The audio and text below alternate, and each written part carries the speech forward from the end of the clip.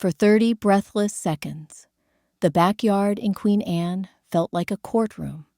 String lights trembled in the wind, and every face turned toward the man with the crystal flute. My father. He cleared his throat, tapped the glass, and smiled like a verdict had already been written. A vibration buzzed against my palm at the exact same moment. A calendar reminder labeled CEO Reveal, Final. Final. I hadn't seen any agenda. I looked up, and the laughter died on my tongue. My name is Nora Blake. I'm 30, and I rebuilt my family's ad agency. From a relic into a contender you could actually say out loud in the same breath as coastal firms. When Grandpa Walter ran it, the office smelled like marker ink and espresso. He used to slide a Sharpie into my hand and say, "Draw the moment that makes a stranger stop." I did. Then I grew up and learned to make strangers buy. 2 years ago, I pitched Lumina Hotels with a deck that pulsed like a city at midnight. And this spring, we closed a $12.4 million scope of work. The week the SOW landed, my mother bought champagne. The week after, my brother Ryan bought a blazer. Dad lifted his glass and thanked the neighbors, the board members, the cousins, the dog, anyone but the person who had turned red numbers black. When he said, "It is time to name the steward who will guide Blake and Harbor into the new era," my lungs sank into my ribs. Steward Grandpa's word. Stewardship meant showing up when the printer jammed, when a food client wanted steam that looked edible, when a hotel chain wanted a film that felt like silk. It meant the Thursday nights I slept under my desk because Friday was color correction. It did not, in my world, mean Ryan's MBA, new shoes, and 4 weeks of saying synergy. The phone in my palm lit again. CEO Reveal, Final, Published. Published where? A draft sat open on the family Google Drive with comments from 3 weeks ago, all from my father's account, all approving Ryan as Chief Executive Officer. 3 weeks before Lumina's legal cleared our brand film, before Ryan could name a single art director on my team. Dad kept talking about vision. He spoke about margins as if margins made campaigns sing. Across the patio, Ryan leaned on a cedar post, grinning like a man who had never missed a shot because he'd never taken one. My mother stood between them, gaze soft the way it gets when she chooses peace over truth. I used to think peace was a virtue. Tonight it looked like dust. I wasn't naive. I knew bloodlines bend choices. I also knew numbers. 12.4 million doesn't arrive because you say please. It arrives because you drag ideas across a finish line only you can see. I touched the folder in my tote. The signed Lumina SOW.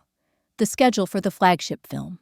The reel that made their CMO close his eyes during the piano swell. I had proof, but proof only matters in rooms that want it. Family, my father said, and neighbors pretended that included them. Every era has a chosen steward. Today, we honor the next, I steadied my breath. Somewhere, a neighbor's wind chime gave a nervous laugh. The dog sneezed. The sun hit the rim of his glass and flashed a tiny halo across Ryan's blazer. The next chief executive officer of Blake and Harbor, Dad said, is my son. The applause came polite and late, like people clapping for an off-key soloist because the program says so. Ryan shrugged as if fate simply agreed with him. My mother reached for my elbow, the kind of touch that says, "Be gracious." I set the champagne down. "Congratulations," I managed, tasting metal. I looked at Dad. He looked at the crowd. I looked at Ryan. He looked at his phone. I looked at the folder, the signed SOW, heavy as a stone. Then at the staircase to the house. The string lights hummed. Someone's camera clicked. I had thought this would be the night we toasted the film I built. Instead, I felt my hand open around the flute, and the stem made the slightest ring against the table as I let it go. Then my phone buzzed a third time, with a subject line that would change everything. If this story hits home, like, share, and subscribe so more people caught in family politics find their own way out. Trust me, what happened after that toast is something you won't want to miss. Monday morning, the new CEO made his entrance like a man rehearsing for applause. Ryan strolled into Blake and Harbor's open floor with a laptop tucked under his arm and sneakers brighter than the whiteboards. He gathered the team around the conference table, where I had pitched the Lumina Hotel's film just weeks before. The boardroom smelled of coffee and printer ink, but his voice carried the self-assurance of someone who'd never smelled sweat under deadline. "We're going lean," he said, clicking through slides he had built over the weekend. Clip art arrows, buzzwords in bold, nothing that hinted at brand craft. No more expensive shoots. No more over-designed nonsense. Fast ads, cheap placements. More margin designers exchanged glances, their pens stilled. Courtney, our best art director, tapped her sketch pad with a pencil, eyebrows pinched. I sat across from Ryan, jaw tight. "The Lumina campaign is a luxury play," I said evenly. "They signed with us because we offered cinematic visuals. Switching to stock images will make us look like amateurs."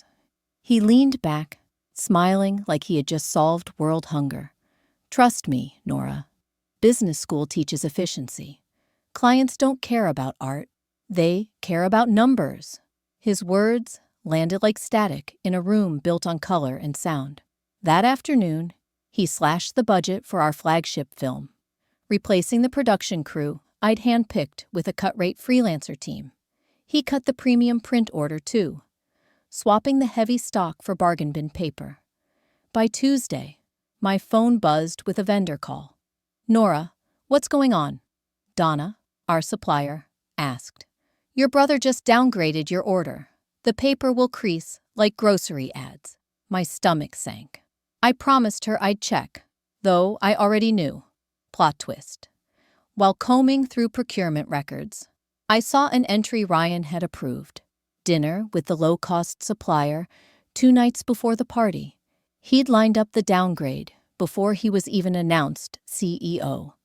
This wasn't efficiency. It was premeditated sabotage, disguised as leadership. By midweek, Martin from Lumina pinged me directly. Why did the cinematic spot disappear?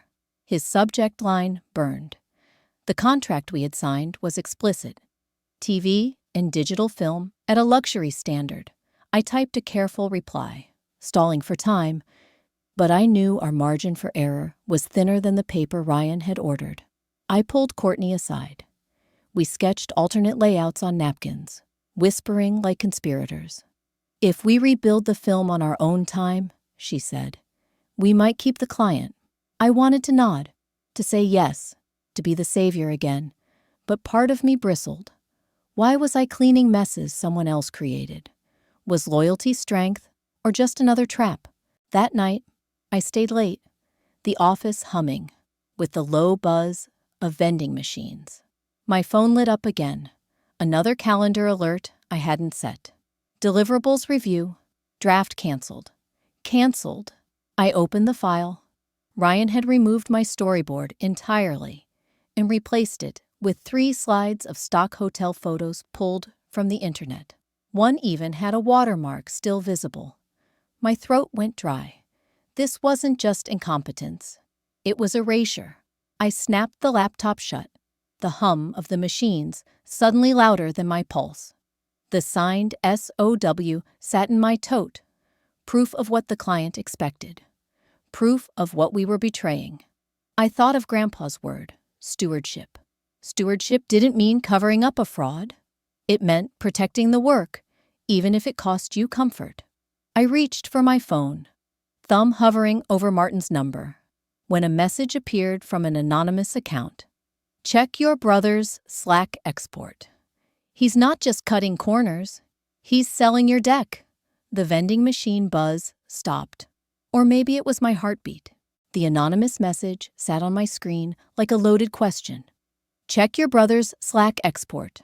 I didn't remember requesting any export, and I certainly hadn't granted Ryan permission to archive private channels.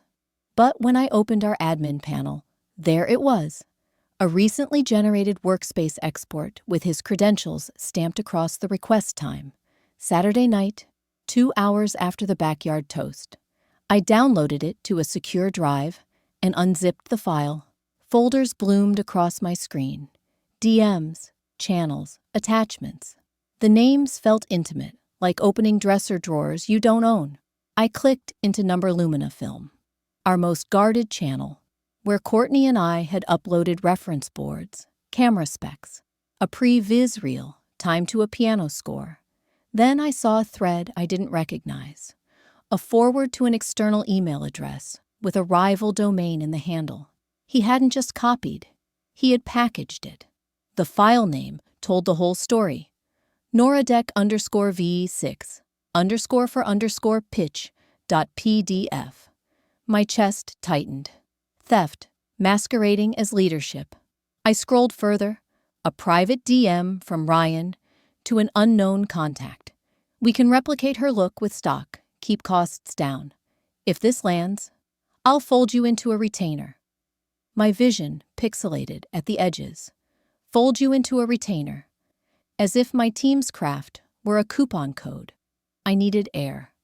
I stood at the window and watched Elliott Bay blink with fairy lights.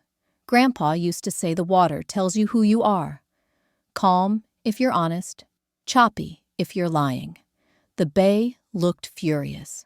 Back at my desk, I forwarded a handful of messages to my personal counsel, Amaya Chen, with the subject line, potential IP breach.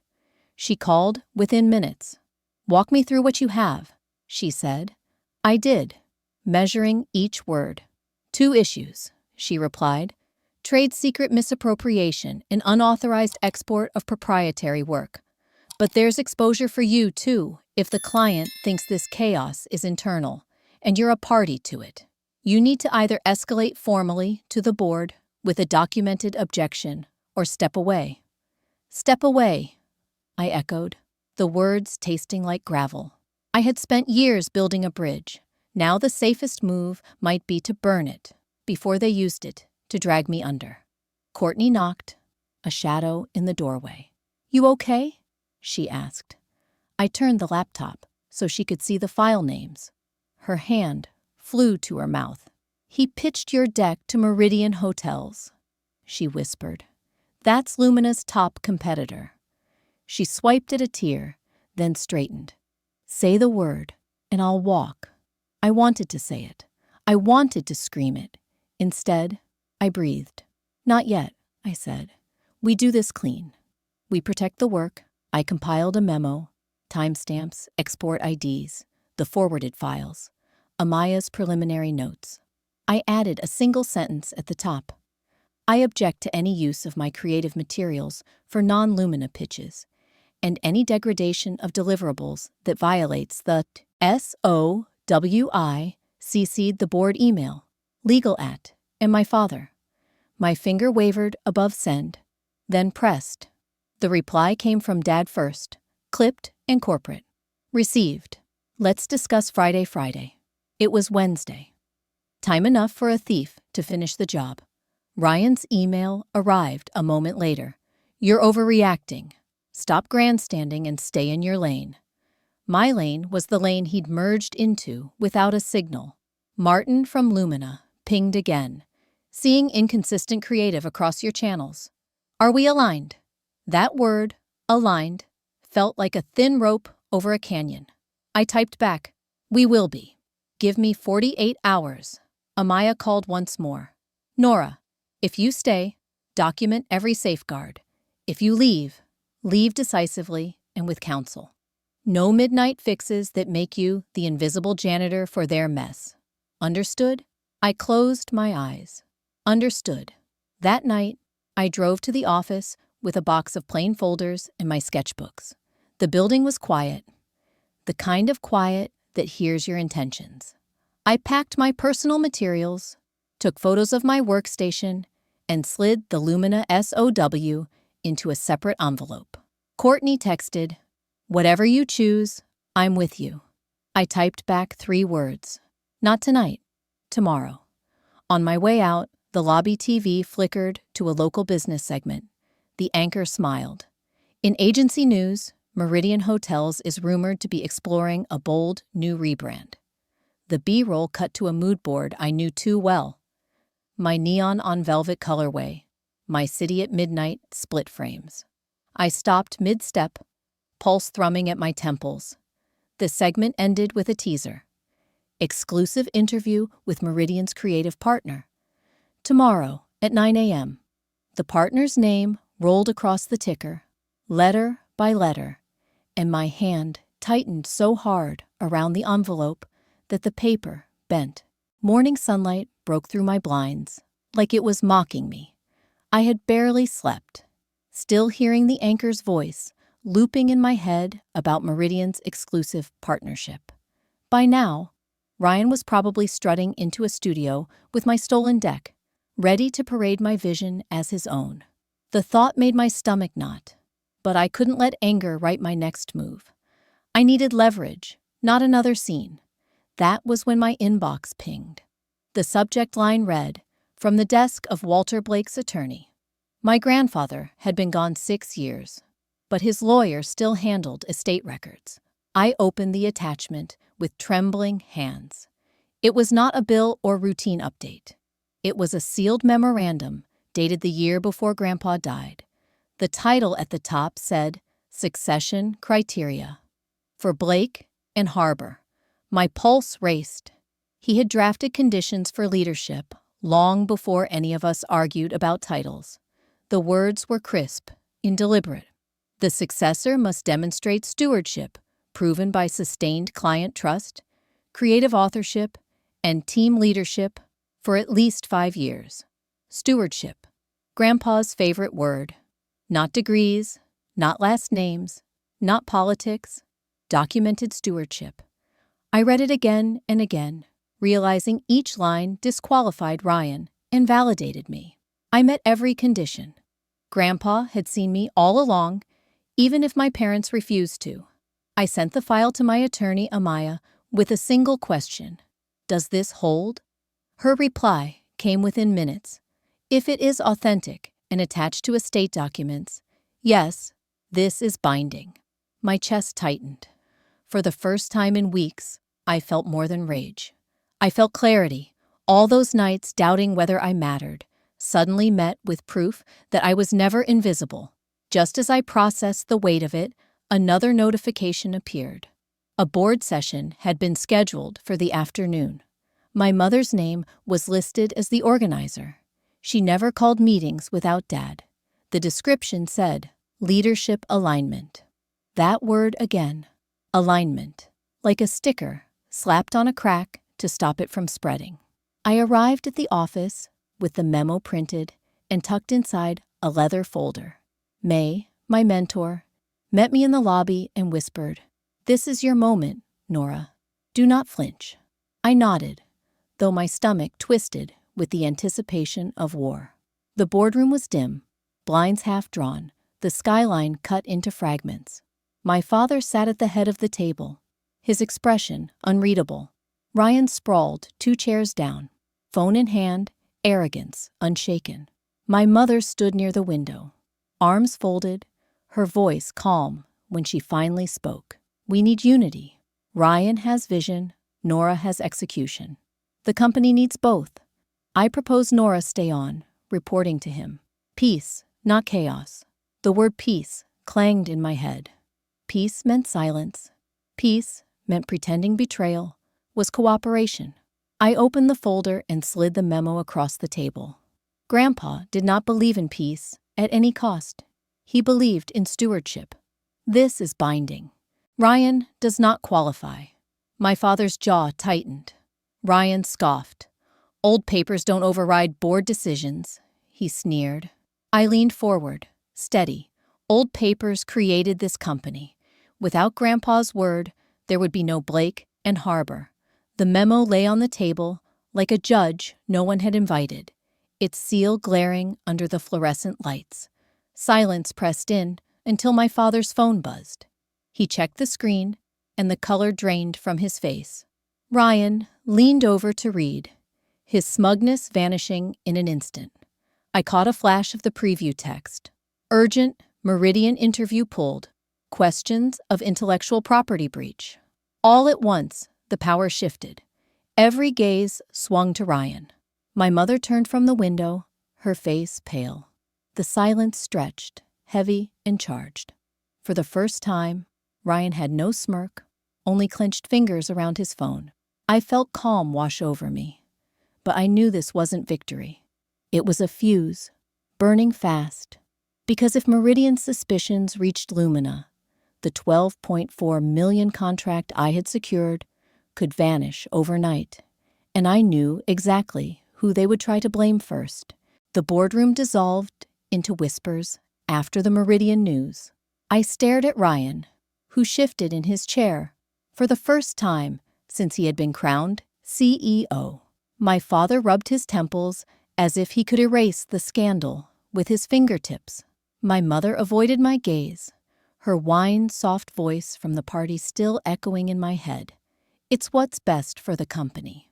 I knew then what stewardship meant. It meant refusing to be the cleanup crew for someone else's mess. By the end of the week, Ryan had gutted the Lumina film entirely. He called another meeting to announce that the cinematic spot, the heartbeat of our $12.4 million contract, was gone. Too costly, he said, with a confident shrug. Radio will get the message across faster. The room went still. Designers dropped their pens. Courtney's eyes brimmed with frustration. I stood and told him flatly, "You are not saving money. You are dismantling trust. This will kill the contract." He smirked and repeated the only phrase he seemed to know. "I am the CEO." That night, I sat in my office with the memo from Grandpa on one side and the client contract on the other. My attorney's words rang in my ears. No midnight fixes that make you the invisible janitor. Do this clean. I opened a blank document and began typing my resignation. The words flowed with surprising ease. I listed my accomplishments, my stewardship, my objections to Ryan's reckless choices. At the end, I wrote 3 sentences that tasted like freedom. I will not report to him. I will not stand by while you dismantle our reputation. I am leaving. Friday morning, I walked into my father's office and slid the envelope across his desk. His eyes widened. "Nora, what are you doing?" "We need you to stabilize this." My voice was calm, steadier than I felt inside. "You chose Ryan. I am choosing myself." For a moment, he looked at me as though I were a stranger. My mother lingered in the hallway, silent as always, her hands clasped as if prayer could rewrite the facts. I stepped past her without waiting for a reply. Controversy was immediate. Some colleagues begged me to stay, arguing that the staff would be stranded. Others whispered that I was right to go, that loyalty had already been shattered. I made the choice that would spark debate for months. I refused to patch the Lumina film at night, to protect employees from Ryan's incompetence. It broke my heart, but I would not sacrifice myself again for people who refused to defend me. Instead, I registered a new business that same afternoon, North Pier Creative, a name that pointed forward, toward the water and the horizon beyond. I leased a small office near Pike Place Market and carried in my sketchbooks, the signed Lumina SOW, and a notebook filled with campaign ideas I had buried under compromise. By evening, my mentor May joined me, her voice electric with conviction. "You don't need to fix their mess," she said.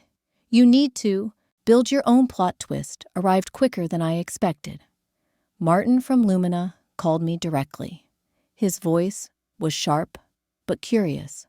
"Nora, I trusted your vision before. Off the record, I want to hear how you'd run this campaign if you weren't shackled." My breath caught. This was the opportunity Ryan could never buy with any MBA. A chance to prove what I had been screaming into the void. When the call ended, I sat alone in the bare office. The sound of footsteps echoed down the hall. I glanced at my phone. A text from Dad flashed across the screen. "We need you Monday. Come back." My hand hovered, torn between past and future. Then another buzz followed, this one from an unknown number. It was a screenshot of Meridian's rebrand, still circulating online. My stolen visuals glowing on a rival's billboard mock-up. The proof was out there now, bright as neon, and I knew the firestorm was only beginning. The first morning inside North Pier felt nothing like the polished boardrooms I had spent a decade in. The carpet was worn, the desks were secondhand, and the coffee pot sputtered more than it brewed. Yet the air felt alive, thick with possibility rather than politics. I taped my grandfather's memo to the inside of a cabinet, not as a weapon, but as a reminder that stewardship was my compass now, not bloodline approval. May was the first to arrive, carrying boxes of files in an energy that filled the room. "We start small. We think bold," she declared, rolling up her sleeves. By noon, Courtney showed up with her sketchpad under one arm in a resigned smile. "I can't breathe at Blake and Harbor anymore," she said. "Tell me where to sit." My chest loosened for the first time in weeks. We were rebuilding, brick by brick, idea by idea. Our first client came almost by accident. A local tech startup walked past our office, saw sketches taped on the wall, and knocked on the glass. Their CEO, a wiry man in a denim jacket, asked if we could make his app stand out in a crowded market. Within a week, we pitched Spark Unleashed, a campaign that pulsed with neon streaks and kinetic typography. He signed on the spot. The budget was modest, nothing compared to Lumina's millions, but the validation was priceless. As Spark Unleashed rolled out, social feeds lit up, influencers shared clips, blogs covered the campaign, and the startup's downloads doubled. Our office buzzed late into the night with laughter and scribbles across whiteboards. For the first time, we worked not out of fear, but passion. May leaned back one evening, her smile tired but fierce. "This feels like how it was supposed to be," she whispered. I nodded, knowing Grandpa would have said the same. But while we were rising, Blake and Harbor was crumbling. Donna, our longtime supplier, called me after hours. "Nora, I thought you should know. Ryan's accounts are frozen. He missed 3 payments in a row. I can't extend credit anymore." Her tone was clipped, the same tone she used when she caught us making rookie mistakes years ago. The news confirmed what I suspected. Ryan's obsession with cheap shortcuts was draining more than creativity. It was draining the company's lifeline. Plot twist came days later. A news alert flashed across my phone. Lumina suspends $12.4 million scope with Blake and Harbor. The headline cut like glass, even though I had predicted it. I opened the article. Anonymous sources said the hotel chain cited inconsistent quality and suspected misuse of creative assets. My heart raced as I scrolled down and saw one phrase: leadership decisions in question. I stepped into our tiny office kitchen, phone still glowing in my hand. Courtney looked up from her laptop, eyes wide. "They actually lost it, didn't they?" I nodded. Silence filled the room, heavy and complicated. On one hand, I felt vindicated. On the other, I mourned the company I had poured my life into. May placed a mug of sputtering coffee in my hands. "Let it go," she said gently. "That ship sailed the moment they chose him." But my phone buzzed again. This time, it was not news. It was a direct message from Martin at Lumina. Only 4 words glared across the screen. "Can we talk tomorrow?" Martin's message haunted me through the night. By morning, I was sitting across from him in a quiet cafe near the waterfront. He looked tired, his suit wrinkled from travel, but his eyes were sharp. "Nora," he began, We trusted your vision. We signed for elegance and originality. What we received was stock photos and a half-baked radio jingle. Tell me honestly, did you approve those changes? I leaned forward, voice steady. No, those were Ryan's decisions. I fought to protect the original campaign. I even resigned. Because of it, his shoulders softened, though his tone stayed firm. Good, because I'm ready to hear your pitch again. This time, for North Pier relief and resolve washed through me. Back at our office, Courtney and May worked with me late into the night. We refined visuals, rebuilt storyboards, and layered music that shimmered like city lights on wet pavement. For the first time since leaving Blake and Harbor, I felt not just free, but formidable. When Martin shook my hand 2 days later, agreeing to a new deal, I knew the tide had turned. Meanwhile, the old agency was unraveling. Former colleagues texted updates in fragments, employees quitting midweek, clients refusing calls, vendors demanding payment. Ryan held emergency meetings in half-empty rooms, his voice echoing against hollow ambition. One night, Courtney received a screenshot from a friend still inside. It showed an internal audit trail linking Ryan directly to the procurement downgrade and the stolen deck he had pitched to Meridian. The evidence was undeniable. The fallout was swift. By Friday, Blake and Harbor filed for bankruptcy protection. Local news splashed headlines across their sites. Family agency falls after leadership gamble. The same name that once won awards was now a cautionary tale. I read the articles with a strange mixture of vindication and grief. It was like watching a building you once designed, reduced to rubble, knowing you had already walked away, but still smelling the smoke. That evening, I returned to my apartment to find my mother standing at the door, clutching a manila envelope. Her eyes were red, her voice quiet. "Nora, your grandfather left this for you. We found it while going through old files." She pressed the envelope into my hand. Inside was the original memorandum, sealed with his signature, and a note scribbled in his handwriting.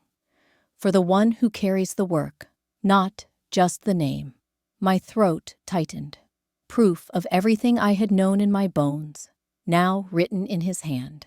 My mother's gaze searched mine, pleading. "We made mistakes. Please, can we rebuild together?" Her words cut deeper than Ryan's arrogance ever had. She was not asking as an executive, but as a mother stripped of her defenses. I held the envelope to my chest, torn between the ache of old loyalty and the clarity of new freedom. Behind her, the city lights flickered across the bay, cold and dazzling. I thought of stewardship, of boundaries, of the cost of silence. Then my phone buzzed. A push alert glowed across the screen. Bankruptcy, filing finalized. Blake and Harbor assets seized at dawn. The world had decided for me, but my mother still stood there, waiting for an answer I wasn't ready to give. The manila envelope stayed on my desk for days, its weight heavier than any contract I had ever signed. Each time I passed it, I caught the edge of my grandfather's handwriting. "For the one who carries the work, not just the name." Those words echoed through me more loudly than the desperate voicemails my father kept leaving or the tearful texts from my mother. Blake and Harbor was gone. Their choice to crown Ryan had ended not only in ruin, but in silence. And now the only legacy left was the one I chose to build. North Pier Creative was no longer just a name on a lease. It was a living, breathing place where passion replaced fear. May and Courtney transformed our tiny office into a studio of color and energy. Ideas bloomed on whiteboards. Music spilled from speakers as we tested campaign reels. Our second client, a local restaurant chain, loved our bold mix of storytelling and digital flair. When their revenue jumped, they called us miracle workers. I smiled, knowing it wasn't a miracle. It was freedom. Then came the real turning point. Martin from Lumina returned with his team. This time, he wanted more than a rescue. He wanted a rebrand, something sweeping, something that would restore their image after the fiasco. For weeks, we sketched, filmed, and argued over details until the campaign pulsed with life. We called it Escape to Elegance. Billboards glowed with cinematic visuals, and the tagline shimmered across city skylines. When Martin signed the $6.8 million contract, he looked me in the eye and said, "This is what we wanted all along. You carried the work. You carried the legacy." My chest tightened. Grandpa would have smiled, but I didn't celebrate with champagne or family dinners. Instead, I gathered my team in our modest office. We toasted with paper cups of sparkling water, laughter filling the walls. For the first time, I invited colleagues who had walked away from Blake in Harbor during its collapse. They came not out of loyalty to a surname, but out of faith in a vision. Together, we were building something pure, something earned. My parents were not invited. The absence stung. But it also felt like truth. Weeks later, my father tried one last time, showing up at my door, his voice ragged. "We've lost the house, Nora. We've lost everything. Please, just talk to us." I looked at him and saw not the CEO he tried to be, not the father I had begged to notice me, but a man broken by his own blindness. My reply was quiet but firm. "You had your chance. I am not your solution anymore." He left without another word. The silence he left behind felt final. I poured myself into something better than revenge. With part of the Lumina payment, I started a grant for young women in creative fields, students who were told their ideas were too wild or too soft. We called it the Stewardship Fund. Watching their faces light up when they received their first checks, I realized my story was no longer about what my family had taken. It was about what I could give. Looking back, I see the lesson that pain carved into me. Family can hand you betrayal dressed as tradition, but your value is not theirs to define. Your worth does not need a board vote, a surname, or a toast at a party. It lives in your choices, in the work you carry, in the life you build on your own terms. So here is my question for you. When betrayal comes dressed as loyalty, do you forgive and rebuild, or do you draw a boundary in gold and walk forward? For me, the answer was clear. I chose freedom, and in that choice, I found not revenge, but life. And life, I've learned, only blooms when you let go of hatred, when you turn from the ruins and step into the light of your own making.